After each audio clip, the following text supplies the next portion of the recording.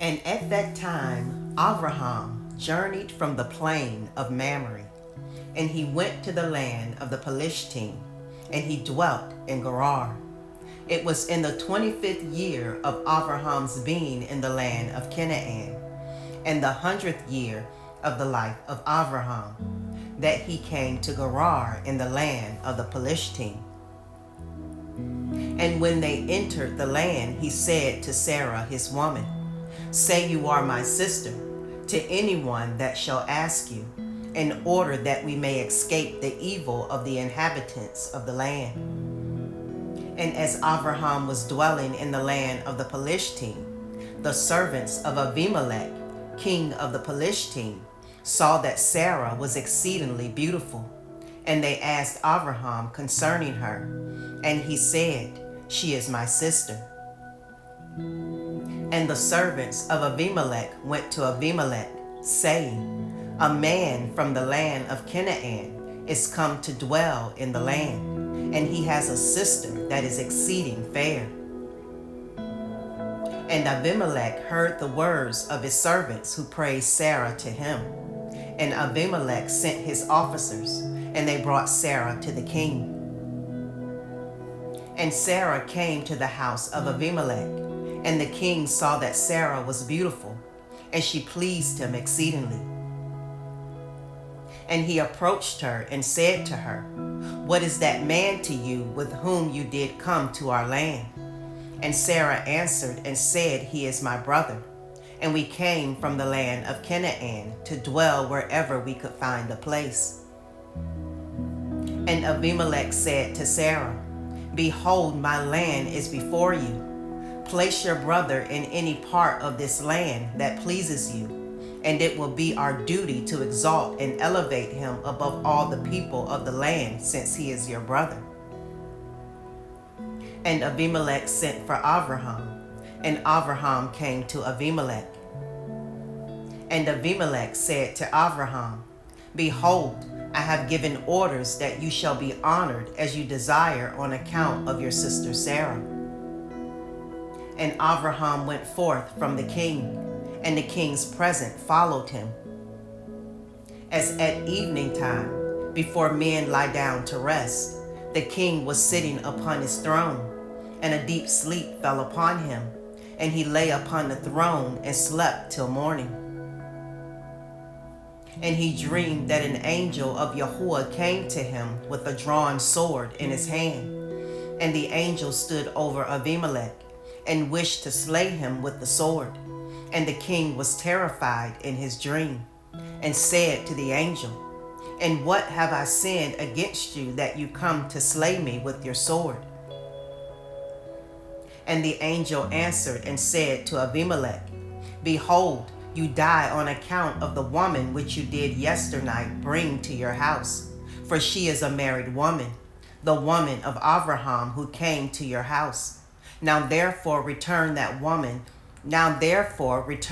man his woman, for she is his woman, and should you not return her, know that you will surely die, you and all belonging to you." And on that night there was a great outcry in the land of the Philistine, and the inhabitants of the land saw the figure of a man standing with a drawn sword in his hand. And he smote the inhabitants of the land with the sword. Yea, he continued to smite them. And the angel of Yahuwah smote the whole land of the Philistine on that night. And there was a great confusion on that night and on the following morning.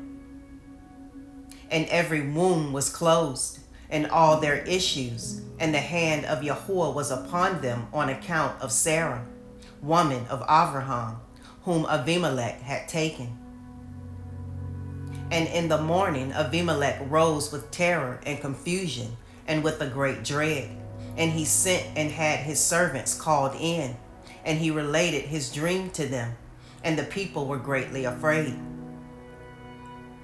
And one man standing amongst the servants of the king answered the king, saying, "O sovereign king, restore this woman to her man, for he is her man. For the like happened to the king of Mitzrayim when this man came to Mitzrayim. And he said concerning his woman, She is my sister, for such is his manner of doing when he comes to dwell in the land in which he is a stranger. And Pharaoh sent and took this woman for a woman, and Yahuwah brought upon him grievous plagues until he returned the woman to her man. Now therefore, O sovereign king, know what happened yesternight to the whole land, for there was a very great consternation and great pain and lamentation, and we know that it was on account of the woman which you did take. Now therefore restore this woman to her man, lest it should befall us as it did to Pharaoh, king of Mitzrayim, and his subjects, and that we may not die. And Abimelech hastened and called, and had Sarah called for, and she came before him. And he had Abraham called for, and he came before him. And Abimelech said to him, What is this work you have been doing in saying you are brother and sister? And I took this woman for a woman. And Abraham said, Because I thought I should suffer death on account of my woman.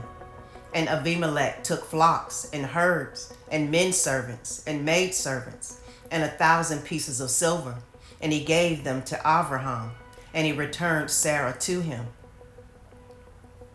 And Abimelech said to Abraham, Behold, the whole land is before you.